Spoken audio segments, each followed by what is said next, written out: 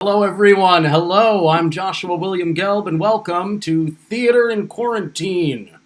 It is Thursday, February 25th. Yes, we are back to Thursdays. It is 9 o'clock here in New York City. Thank you for tuning in and joining us for Closet Works Volume 9, our long-running series of short-form performance. We're so glad to have you. I can see that we've got a lot of familiar faces in the chat. Thank you all. Great seeing you. As always, The Late Show is where it's at. It's been a little over 9 months now since I converted the closet behind me here in my East Village apartment, measuring 4 feet wide by 8 feet tall and only 2 feet deep, into a white box digital performance laboratory that we call the Theater in Quarantine. With co-creative director Katie Rose McLaughlin, we've been expanding our roster of collaborators and working with some incredible institutional supporters like La Mama, Culture Hub, Theater Me Too, the Invisible Dog Arts Center, New George's, and Cultural DC. The performance tonight runs about 30 minutes, and afterwards I'll be hanging around with collaborators Grace McLean, Collin Kelly, Brian Bose, and of course Katie Rose McLaughlin to talk through the process of making this work, including all the technologies we used. And we'd love to answer any questions you might have, so feel free to just throw them in the chat. Now below in the description, underneath the video, you will find a link to our Fractured Atlas page where you can make a donation. a tax-deductible donation at that. Now, every single one of your donations goes directly to tonight's collaborators, so please consider helping support this work and all the artists who make this work possible. Now, you can also tip us directly, because we're now officially YouTube partners, and climbing in our growth thanks to that wonderful NPR interview on All Things Considered. We have now, I think we're almost at 2,500 subscribers. What? So now that we're YouTube partners, you can actually tip us in the chat just by pressing the little $ below. So please, if you haven't subscribed, please subscribe to our channel to keep up to date on all of our upcoming shows, including a new piece by Liza Birkenmeyer, which we're going to be doing on March 18th in honor of our 1-year anniversary. Also after that, there's going to be a new adaptation of the Dada classic, The Gas Heart, and a premiere after that by Julia Izumi. Now, also, if you happen to be in the DC area, make sure to check out a video exhibition of our work, which is going to be projected onto the windows of Cultural DC's Source Theater all through March. And one final reminder that what you are about to see is live. This is not a film or a pre-taped broadcast. This is happening right now in a closet in my apartment. So let's get started. I'm going to take a brief 1-minute break so I can get into places. Thank you again, and enjoy Closet Works, Volume 9.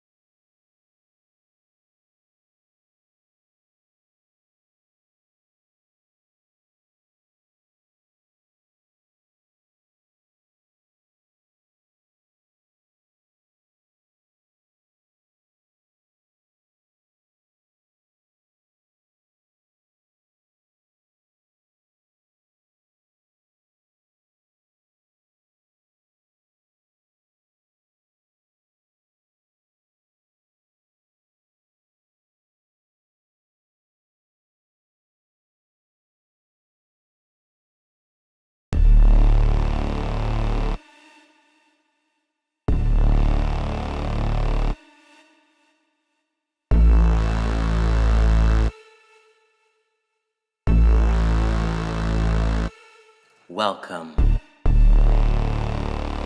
to Club Lituation, a situation where all bodies are good bodies. You can't do it wrong. You can't fuck it up. Just dance. And you'll slay. Are you ready? Well, get ready.